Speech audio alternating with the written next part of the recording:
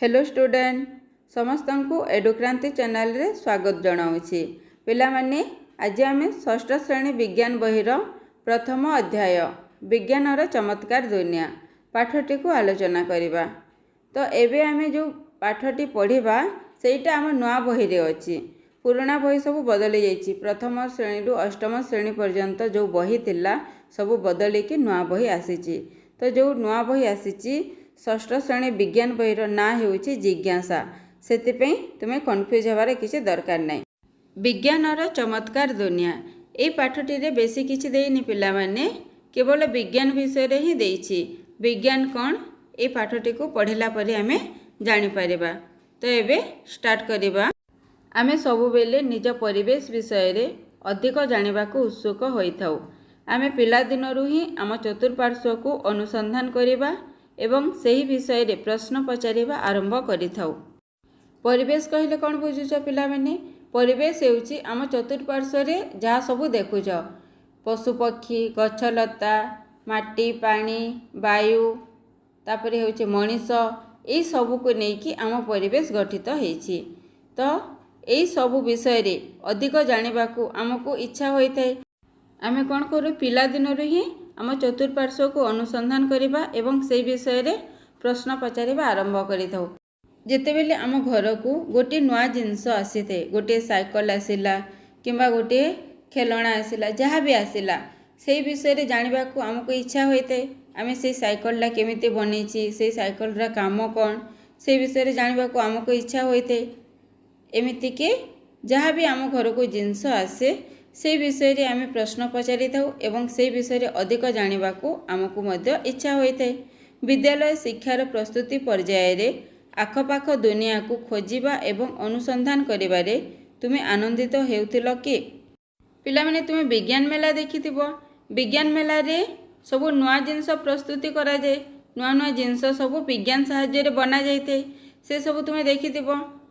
जेतेबेले तुमे मध्य पर्याय रे प्रवेश करिबो सेतेबेले तुमे बास करुथिबा सुंदर दुनिया को अनुसंधान करिबा सहित बुझिबाकू मध्य चेष्टा करिबो। आउ सेतिपई हमर विज्ञान नामक एक नुआ विषय रहिछि। विज्ञानर चमत्कार दुनिया को समस्त को स्वागत। विज्ञान कौन? आमे रहुथिबा दुनिया को बुझिबा एवं विश्वर रहस्य को उन्मोचन करिबा पई चिंता करिबा, पर्यवेक्षण करिबा एवं परीक्षा निरीक्षा करिबार एक माध्यम हेउछि विज्ञान। तो पिला माने बुझि पारिलो विज्ञान कौन? आमे रहुथिबा दुनिया को बुझिबा को आमे चेष्टा करिथाउ, विश्वर रहस्य को उन्मोचन करिथाउ, चिंता करिथाउ, पर्यवेक्षण करिबा, परीक्षा निरीक्षा करिबा एई सबु हेउछि विज्ञानर गोटे माध्यम। यह एक बड़ दुसाहसिक कार्य बोली तुमे भाबुथिबो। आमे प्रश्न पचारिबा, दुनिया को अनुसंधान करी विभिन्न घटना घटिबार प्रक्रिया विषय रे बुझिबाकू चेष्टा करिथाउ। एई सबु विषय रे जानिबा बड़ दुसाहसिक कार्य बोली तुमे भाबुथिबो। देख आमे प्रश्न पचारि दुनिया को अनुसंधान करी विभिन्न घटना घटिबार प्रक्रिया विषय रे बुझिबाकू चेष्टा करिथाउ। सबुठारु गुरुत्वपूर्ण कथा हेउछि कि आमे जिज्ञासु हेबा। सेतिपई एई पुस्तकर एपरि नामकरण करा जाइछि। छोट छोट बालिदानारु विशाल पर्वत, घासरु विशाल जंगल पर्यंत समस्त विषय को अध्ययन करिबा बेले सबुबेले किछि ना किछि नुआ और रोमांचकर तथ्य आविष्कृत होइथाय। छोट छोट बालिदानारु ही विशाल पर्वत गठित होइछि, घासरु विशाल जंगल गठित होइछि। एही समस्त विषय को अध्ययन करिबा बेले सबुबेले किछि ना किछि नुआ एवं रोमांचकर तथ्य आविष्कृत होइथाय।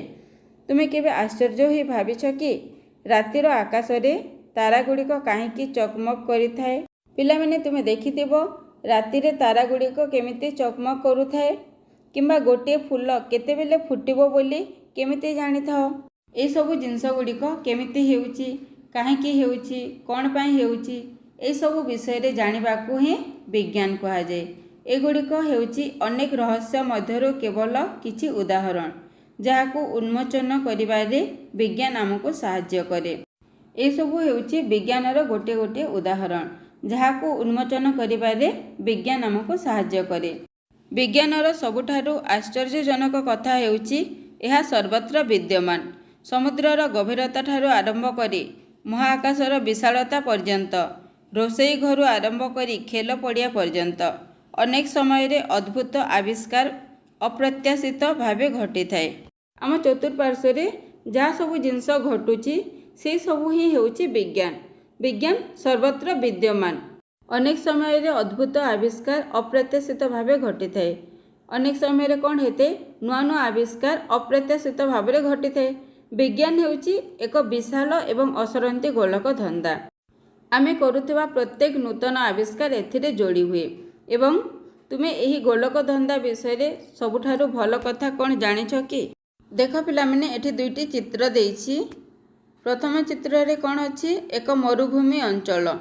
ଏଇଟା ହେଉଛି ଗୋଟିଏ ମରୁଭୂମି ଅଞ୍ଚଳ ଏବଂ ଏଇଟା ହେଉଛି ଗୋଟିଏ ସମୁଦ୍ର ଉପକୂଳ ଅଞ୍ଚଳ। ଆମ ଆବିଷ୍କାରର କୌଣସି ଅନ୍ତ ନାହିଁ, କାରଣ ପ୍ରତ୍ୟେକ ନୂତନ ଜ୍ଞାନ ଏକାଧିକ ପ୍ରଶ୍ନ ଏବଂ ଅଧିକ ଜିନିଷ ଜାଣିବାକୁ ସାହାଯ୍ୟ କରେ। ବେଳେ ବେଳେ ଦେଖିବାକୁ ମିଳେ ଯେ ଏହି ଧନ୍ଦାର କିଛି ଅଂଶ ଭୁଲ ସ୍ଥାନରେ ରହିଯାଇଛି, ଯାହାକୁ ସଜାଡ଼ିବାର ଆବଶ୍ୟକତା ରହିଛି। ନୂଆ ଆବିଷ୍କାର ଅନେକ ସମୟରେ ଦୁନିଆ ବିଷୟରେ ଆମର ଦୃଷ୍ଟିକୋଣକୁ ବଦଳାଇ ଦେଇଥାଏ। ଆମେ ଯାହା ବି ଜିନିଷ ଆବିଷ୍କାର କରିଥାଉ, କୌଣସି ଜିନିଷର ଅନ୍ତ ନଥାଏ, କାରଣ ପ୍ରତ୍ୟେକ ନୂତନ ଜ୍ଞାନ ଏକାଧିକ ପ୍ରଶ୍ନ ଏବଂ ଅଧିକ ଜିନିଷ ଜାଣିବାରେ ଆମକୁ ସାହାଯ୍ୟ କରେ। କୌଣସି ବି ଜିନିଷ ଆମେ ଯେତେବେଳେ ବନେଇଥାଉ ବା ଆବିଷ୍କାର କରିଥାଉ, ଆମକୁ ଲାଗେ ଯେ ନା, ଏଇ ଜିନିଷଟା ଏଇଠିରେ ହେବା କଥା ନୁହେଁ। ଏମିତି ଆମକୁ ଲାଗିଥାଏ, ଭୁଲ ସ୍ଥାନରେ ରହିଯାଇଛି, ସେଗୁଡ଼ିକୁ ସଜାଡ଼ିବାର ଆବଶ୍ୟକତା ରହିଛି, ଏମିତି ଆମେ ଭାବିଥାଉ। ନୂଆ ଆବିଷ୍କାର ଅନେକ ସମୟରେ ଦୁନିଆ ବିଷୟରେ ଆମର ଦୃଷ୍ଟିକୋଣକୁ ମଧ୍ୟ ବଦଳାଇ ଦେଇଥାଏ। ଦେଖ ପିଲାମାନେ, ଏଠି ଦୁଇଟି ଚିତ୍ର ଦେଇଛି। ଗୋଟିଏ ଚିତ୍ର ହେଉଛି ସମୁଦ୍ର ପାଣି ଭିତରର ଏକ ଦୃଶ୍ୟ, ଅନ୍ୟ ଚିତ୍ରଟି ହେଉଛି ଏକ ସୌରମଣ୍ଡଳର ଦୃଶ୍ୟ। ଏହି ପୁସ୍ତକ ପଢ଼ିବା ସମୟରେ ତୁମେ କେତେକ କୌତୂହଳପୂର୍ଣ୍ଣ ତଥ୍ୟ ପାଇବ, କିଛି ଚିନ୍ତାମୂଳକ ପରୀକ୍ଷଣ କରିବ ଏବଂ ଦେଖିବ ଯେ ସେଗୁଡ଼ିକ ଆମର ଦୈନନ୍ଦିନ ଜୀବନରେ କିପରି ଉପଯୋଗୀ ହେଉଛି। ଭାବି ଦେଖ, ଆମେ ଅଧିକରୁ ଅଧିକ ନୂଆ କଥା ଜାଣିଲେ କ'ଣ ହେବ? ଅଧିକରୁ ଅଧିକ ନୂଆ କଥା ଜାଣିଲେ କ'ଣ ହେବ? ଆମେ ବିଜ୍ଞାନ ବିଷୟରେ ଅଧିକ ଜାଣିପାରିବା। ଆମେ ଅନୁଭବ କରିପାରିବା ଯେ ଏହି ସବୁ ଧାରଣା ପରସ୍ପର ସହ ଜଡ଼ିତ। ଆମେ ଆମ ଘରୁ ଅର୍ଥାତ୍ ଆମ ଗ୍ରହ ପୃଥିବୀରୁ ପର୍ଯ୍ୟବେକ୍ଷଣ କରିବା ଆରମ୍ଭ କରିବା। ଏହା ହେଉଛି ଏକମାତ୍ର ଗ୍ରହ ଯେଉଁଠାରେ ଜୀବସତ୍ତା ସମ୍ଭବ, ତେଣୁ ଏହାର ପରିବେଶକୁ ଆମେ ସୁରକ୍ଷିତ ରଖିବା ଉଚିତ। ଏହି ଗ୍ରହରେ ବିଭିନ୍ନ ପ୍ରକାରର ଚମତ୍କାର ଜୀବ ଯଥା ପ୍ରାଣୀ ଓ ଉଦ୍ଭିଦ ଅଛନ୍ତି। ଆମେ ସମସ୍ତେ ପୃଥିବୀ ପୃଷ୍ଠରେ ରହୁଛୁ ବା ପୃଥିବୀ ପୃଷ୍ଠରେ ବାସ କରୁଛୁ, ଅର୍ଥାତ୍ ପୃଥିବୀ ହେଉଛି ଆମର ଘର। ପୃଥିବୀ ହେଉଛି ଏକମାତ୍ର ଗ୍ରହ ଯେଉଁଠାରେ କେବଳ ଜୀବନସତ୍ତା ସମ୍ଭବ ହୋଇପାରିବ। ସେଥିପାଇଁ ପୃଥିବୀର ପରିବେଶକୁ ସୁରକ୍ଷିତ କରିବା ହେଉଛି ଆମର କର୍ତ୍ତବ୍ୟ। ଏହି ଗ୍ରହରେ ବିଭିନ୍ନ ପ୍ରକାର ଚମତ୍କାରୀ ଜୀବ ଯେମିତି ମଣିଷ, ପଶୁପକ୍ଷୀ, ଉଦ୍ଭିଦ, ଏହିସବୁ ଜୀବ ପୃଥିବୀ ପୃଷ୍ଠରେ ହିଁ ବାସ କରନ୍ତି। ସେଥିପାଇଁ ପୃଥିବୀର ପରିବେଶକୁ ସୁରକ୍ଷିତ ରଖିବା ହେଉଛି ଆମର କର୍ତ୍ତବ୍ୟ। ସେମାନେ ପୃଥିବୀର ବିଭିନ୍ନ ଅଞ୍ଚଳରେ ଜୀବନ ଧାରଣ କରିବା ପାଇଁ ଚେଷ୍ଟା କରନ୍ତି। ପୃଥିବୀ ପୃଷ୍ଠରେ ଯେତେ ବି ଜୀବ ବା ଉଦ୍ଭିଦ ଅଛନ୍ତି, ସମସ୍ତେ ପୃଥିବୀର ବିଭିନ୍ନ ଅଞ୍ଚଳରେ ଜୀବନ ଧାରଣ କରିବା ପାଇଁ ଚେଷ୍ଟା କରନ୍ତି। ମଞ୍ଜି ଗଛରେ ପରିଣତ ହେବା, ଏକ ସମ୍ବାଲୁଆ ସୁନ୍ଦର ପ୍ରଜାପତିରେ ପରିଣତ ହେବା ଭଳି ଅନେକ ପର୍ଯ୍ୟବେକ୍ଷଣ ତୁମେମାନେ କରିଥିବ। ଏହି ଉଦ୍ଭିଦ ଏବଂ ଜୀବଜନ୍ତୁମାନଙ୍କର କିପରି ବୃଦ୍ଧି ଘଟିଥାଏ, ପୃଥିବୀ ପୃଷ୍ଠରେ ଯେତେ ବି ଜୀବ ଅଛନ୍ତି ବା ଉଦ୍ଭିଦ ଅଛନ୍ତି, ସମସ୍ତଙ୍କର ବୃଦ୍ଧି କିପରି ଘଟିଥାଏ, କେମିତି ସେମାନେ ଛୋଟରୁ ବଡ଼ ହୋଇଥାନ୍ତି। ଦେଖ, ଆମର ବୃଦ୍ଧି ପାଇଁ ଖାଦ୍ୟ ଆବଶ୍ୟକ। ଭାରତ ଭଳି ଏକ ବୃହତ୍ ଏବଂ ବିବିଧତାପୂର୍ଣ୍ଣ ଦେଶରେ ବିଭିନ୍ନ ପ୍ରକାରର ସ୍ୱାଦିଷ୍ଟ ଓ ରୁଚିକର ଖାଦ୍ୟ ରହିଛି। ଆମ ଶରୀରର ବୃଦ୍ଧି ପାଇଁ ଆମେ ଖାଦ୍ୟ ଉପରେ ନିର୍ଭର କରିଥାଉ। ଖାଦ୍ୟ ଖାଇଲେ ଯାଇ ଆମ ଶରୀରର ବୃଦ୍ଧି ହୋଇପାରିବ। ଭାରତ ଭଳି ଏକ ଆମ ଭାରତ ଗୋଟିଏ ବୃହତ୍ ଦେଶ ଏବଂ ବିବିଧତାପୂର୍ଣ୍ଣ ଦେଶରେ ବିଭିନ୍ନ ପ୍ରକାରର ସ୍ୱାଦିଷ୍ଟ ଖାଦ୍ୟ, ଆମ ଦେଶର ବିଭିନ୍ନ ଅଞ୍ଚଳରେ ବିଭିନ୍ନ ପ୍ରକାର ଖାଦ୍ୟ ମିଳିଥାଏ। ସ୍ୱାଦିଷ୍ଟ ଓ ରୁଚିକର ଖାଦ୍ୟ ରହିଛି। ତ ସେହି ଖାଦ୍ୟ ଗୁଡ଼ିକ କେଉଁଥିରୁ ପ୍ରସ୍ତୁତ ହୋଇଥାଏ, ଏହା ଆମେ କିପରି ଜାଣିବା? ତୁମେ ପୂର୍ବ କ୍ଲାସ୍ରେ ମଧ୍ୟ ପଢ଼ିଥିବ ଯେ ଖାଦ୍ୟ କିପରି ପ୍ରସ୍ତୁତ ହୋଇଥାଏ। ରୁଟି କେମିତି ପ୍ରସ୍ତୁତ କରାଯାଏ? ରୁଟି ତିଆରି କରିବା ପାଇଁ ଆମକୁ ଗହମ, ପାଣି, ଲୁଣ ଏସବୁର ଦରକାର ହୋଇଥାଏ। ଏମିତି ବିଭିନ୍ନ ପ୍ରକାର ଖାଦ୍ୟ ପ୍ରସ୍ତୁତି ପାଇଁ ବିଭିନ୍ନ ପ୍ରକାର ଜିନିଷ ସବୁ ଦରକାର ହୋଇଥାଏ। ଆମେ ବଞ୍ଚିବା ପାଇଁ ଖାଦ୍ୟ ସହିତ ଜଳ ମଧ୍ୟ ଆବଶ୍ୟକ କରୁ। ଆମେ କେବଳ ଖାଦ୍ୟ ଖାଇଥାଉ କି? ଖାଦ୍ୟ ଖାଇବା ସହିତ ଆମକୁ ଜଳ ମଧ୍ୟ ଆବଶ୍ୟକ ହୋଇଥାଏ। ଜଳ ଏକ ଅମୂଲ୍ୟ ସମ୍ପଦ। ଜଳ ବିନା ଜୀବଜଗତ ବଞ୍ଚିବା ସମ୍ଭବ ନୁହେଁ। ସମସ୍ତେ ଜଳ ଉପରେ ହିଁ ନିର୍ଭର କରିଥାନ୍ତି। ପୃଥିବୀ ପୃଷ୍ଠରେ ଯେତେ ବି ଜୀବ ଅଛନ୍ତି ବା ଉଦ୍ଭିଦ ଅଛନ୍ତି ସମସ୍ତେ ଜଳ ଉପରେ ହିଁ ନିର୍ଭର କରିଥାନ୍ତି। ବର୍ଷା ହେଲେ ପୋଖରୀରେ ଜଳସ୍ତର ବଢ଼ିବାର ଦେଖିଛ କି? ଯେତେବେଳେ ବର୍ଷା ହୁଏ କ'ଣ ହୁଏ? ପୋଖରୀରେ ଜଳସ୍ତରର ପରିମାଣ ବଢ଼ି ଯାଇଥାଏ। ତୁମେ କେବେ ଭାବିଛ କି ବର୍ଷା କାହିଁକି ଏବଂ କିପରି ହୁଏ? ପାଣି ଥଣ୍ଡା ହେଲେ ବରଫ ହୋଇଯିବା ଏବଂ ଗରମ ହୋଇ ଫୁଟିଲେ ବାଷ୍ପ ହୋଇଯିବା ତୁମେ ଲକ୍ଷ୍ୟ କରିଥିବ। ପାଣି ଯେତେବେଳେ ଥଣ୍ଡା ହୋଇଯାଏ, ବେଶୀ ଥଣ୍ଡା ହେଲେ ସେଇଟା କ'ଣ ହୁଏ? ବରଫରେ ପରିଣତ ହୁଏ ଏବଂ ପାଣି ବେଶୀ ଗରମ ହେଲେ ତାହା କ'ଣ ହୋଇଥାଏ? ବାଷ୍ପରେ ପରିଣତ ହୁଏ। ଏଇଟା ତୁମେ ଦେଖିଥିବ। ଖରାଦିନେ ଥଣ୍ଡା ପାଣି ପିଇବା କିମ୍ବା ଶୀତ ଦିନେ ଉଷୁମ ପାଣିରେ ଗାଧୋଇବାର ମଜା ନେଇଛ କି? ଦେଖ, ଯେତେବେଳେ ଖରା ହୋଇଥାଏ, ଅଧିକ ଖରା ହେଲେ ଆମେ କ'ଣ କରିଥାଉ? ଥଣ୍ଡା ପାଣି ପିଇଥାଉ ଏବଂ ବେଶୀ ଶୀତ ହେଲେ ଆମେ କ'ଣ କରିଥାଉ? ଉଷୁମ ପାଣିରେ ଗାଧୋଇଥାଉ। ଗରମ ଓ ଥଣ୍ଡାକୁ ଆମେ କେମିତି ଜାଣିପାରିବା? ପାଣି ହେଉ କି ଆମ ଶରୀର ହେଉ, ତାହାର ଉତ୍ତାପ କେତେ ଆମେ ଜାଣିବା ଜରୁରୀ। ଆହୁରି ମଧ୍ୟ ଆମ ଚାରିପାଖରେ ଅନେକ ପ୍ରକାରର ଜିନିଷ ରହିଛି, ଯଥା ଆମେ ଲେଖୁଥିବା କାଗଜ, ଧାତୁ ନିର୍ମିତ ଚାବି, ପ୍ଲାଷ୍ଟିକ୍ ସ୍କେଲ୍ ଏବଂ ଆମ ପେନ୍ସିଲ୍ ବାକ୍ସରେ ଥିବା ରବର, ବାକ୍ସକୁ ବନ୍ଦ ରଖିବା ଚୁମ୍ବକ, ଆମେ ପିନ୍ଧୁଥିବା ପୋଷାକ, ଆମେ କ୍ଷୀର ପିଉଥିବା କପ୍ ଏବଂ ଏହିପରି ଅନେକ ଜିନିଷ ରହିଛି। ସେଗୁଡ଼ିକ କେଉଁଥିରେ ତିଆରି? ସେଗୁଡ଼ିକ କ'ଣ ଭିନ୍ନ ଭିନ୍ନ ଜିନିଷରେ ତିଆରି କି? ଆମେ କିପରି ବିଭିନ୍ନ ଜିନିଷକୁ ପରସ୍ପର ଠାରୁ ଅଲଗା କରିପାରିବା? ଏହି ପୁସ୍ତକ ଅଧ୍ୟୟନ କରିବା ସମୟରେ ଏହିଭଳି ପୃଥିବୀ ସମ୍ପର୍କରେ ଅସରନ୍ତି ପ୍ରଶ୍ନ ମନକୁ ଆସିବ। କିନ୍ତୁ ଆମର ପ୍ରଶ୍ନଗୁଡ଼ିକୁ କେବଳ ପୃଥିବୀ ଭିତର ଜିନିଷ ମଧ୍ୟରେ ସୀମିତ ରଖିବା କି? ସୂର୍ଯ୍ୟ, ଚନ୍ଦ୍ର ଏବଂ ଆକାଶରେ ଚମକୁଥିବା ଲକ୍ଷ ଲକ୍ଷ ନକ୍ଷତ୍ର ଉପରେ ମଧ୍ୟ ଆମେ ପ୍ରଶ୍ନ ପଚାରିପାରିବା। ଏହି ପୁସ୍ତକର ପ୍ରତ୍ୟେକ ଅଧ୍ୟାୟ ତୁମ ଅନୁସନ୍ଧିତ୍ସୁ ଭାବନାକୁ ଜାଗ୍ରତ କରିବ। ଯେପରି ପତ୍ରର ଗଠନ, ଜିନିଷଗୁଡ଼ିକ କିପରି ଗତି କରେ କିମ୍ବା ଚିନାବାଦାମ ମଞ୍ଜିରୁ ଚୋପାକୁ ଅଲଗା କରିବାର ପ୍ରଣାଳୀ ଆଦି। ଆଶା କରୁଛୁ ତୁମ ମନରେ ଏହିପରି ଅନେକ ପ୍ରଶ୍ନ ଆସିବ। ଯଦିଓ ତୁମେ ଏହା ଅନୁଭବ କରିନଥିବ, ତଥାପି ତୁମେ ତୁମର ଅଜାଣତରେ ଅନେକ ପ୍ରଶ୍ନର ଉତ୍ତର ପାଇଥିବ। ମନେକର ତୁମ କଲମ ଚାଲିବା ବନ୍ଦ ହୋଇଯାଇଛି। ତୁମେ କ'ଣ କରିବ? ତୁମେ ନିଜକୁ ପ୍ରଶ୍ନ ପଚାରିବ, ମୋ କଲମ କାହିଁକି ଚାଲୁନାହିଁ? ତୁମେ ଅନୁମାନ କରିବ ଯେ କାଲି ଶେଷ ହୋଇଯାଇଛି। କଲମରୁ କାଲି ଶେଷ ହୋଇଯାଇଛି ବୋଲି ତୁମେ ଏହା ହିଁ ଭାବିବ। ଏହାପରେ ତୁମେ କଲମ ଖୋଲି କାଲି ଅଛି କି ନାହିଁ ଯାଞ୍ଚ କରି ଏହି ଅନୁମାନକୁ ପରୀକ୍ଷା କରିବ। ଯଦି ଏହା ସରିଯାଇଥିବ, ତେବେ ତୁମେ ଜାଣିବ ଯେ ତୁମର ଅନୁମାନ ଠିକ୍ ଥିଲା। କିନ୍ତୁ ମନେକର ତୁମେ ଦେଖିଲ ଯେ କାଲି ଶେଷ ହୋଇନାହିଁ, ତେବେ ତୁମେ କ'ଣ କରିବ?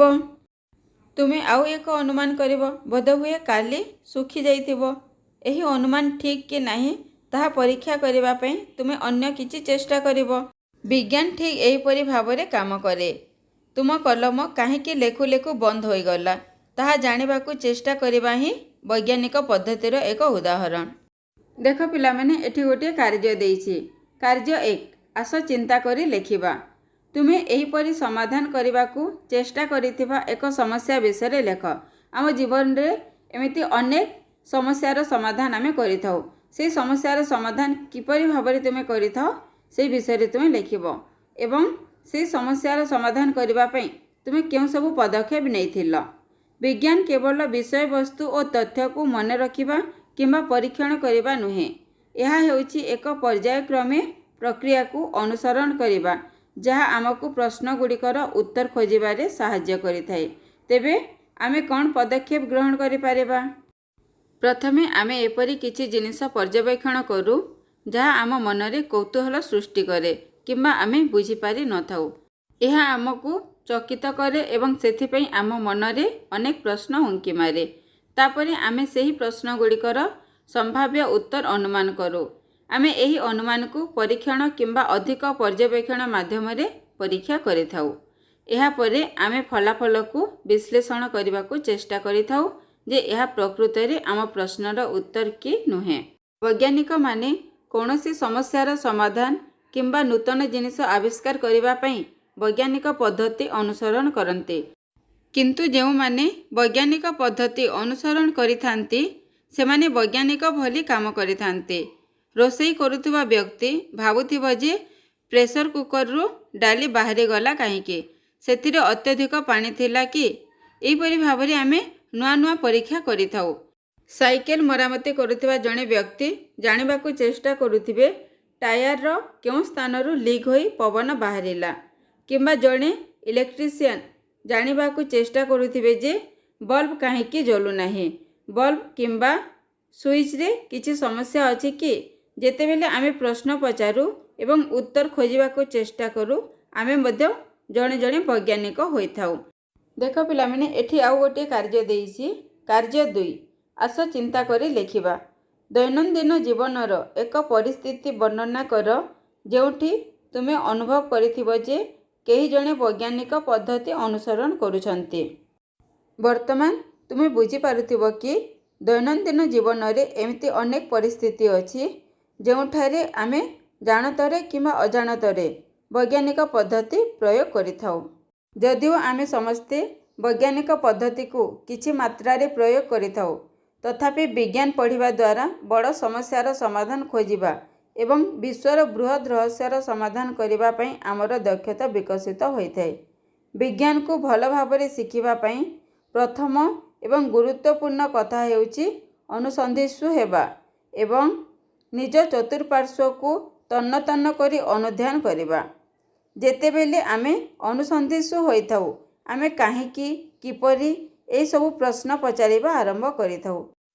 मने रख जे दुनिया रे एमिति बहुत जिनिस रहिछि जहा आमे जानि नाहु एवं सेगुड़िक आविष्कार हेबा अपेक्षा रे अछि। देख पिला माने एठी आउ गोटे कार्य देइछि। कार्य 3 आस चिंता करी लेखिबा। जदि तुमे कोनोसी विषयर कारण जानिबाकु चाहुछ तेबे तुमे केउ प्रकार प्रश्न पचारिबो। जदि आमे कोनोसी जिनिसर कारण जानिबाकु चाहिथाउ तेबे आमे किपरि प्रश्न पचारिथाउ। तुमे किपरि तुम प्रश्नर उत्तर खोजिबो ताहा लेखिबाकु चेष्टा कर। तुमे किपरि भाबरे तुमर प्रश्नर उत्तर खोजिबो सेटा तुमे एठी लेखिबो। विज्ञान संबंधी कार्य व्यक्तिगत भावे क्वचित करा जाइथाय। समग्र विश्वर वैज्ञानिक माने प्रातः दलगत भावरे एकाठी काम करन्ति।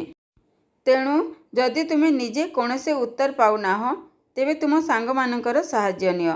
सबुबेले एकाठी होई जिनिस आविष्कार करिबा अधिक मजादार होइते। आमे समस्ते मिलिमिशि जदि कोनोसी जिनिसर आविष्कार करिबा ताहले अधिक मजा लागे। पिला माने मने रख जे षष्ठ श्रेणी रे तुमे तुमर समस्त प्रश्नर उत्तर पाइबो नाही। चिंता करो नाही। तुमे आसंता 5 वर्ष किंबा ताठारु भी अधिक समय धरी विज्ञान पढ़िबो। आमे आहुरी मध्य आगो को विज्ञान पढ़िबा एवं विज्ञान विषय रे आहुरी अधिक कथा जानि पारिबा। जणे ज्ञानी व्यक्ति हेबाकु हेले तुमे अधिकरु अधिक काहेकि प्रश्न पचारिबा जरूरी। पिला माने तुमे जदि जणे ज्ञानी व्यक्ति हेबाकु चाहुछ ताहले सबु जिंस रे काहेकि प्रश्न पचारिबो जदि तुमे आहुरी अधिक कथा जानि पारिबो।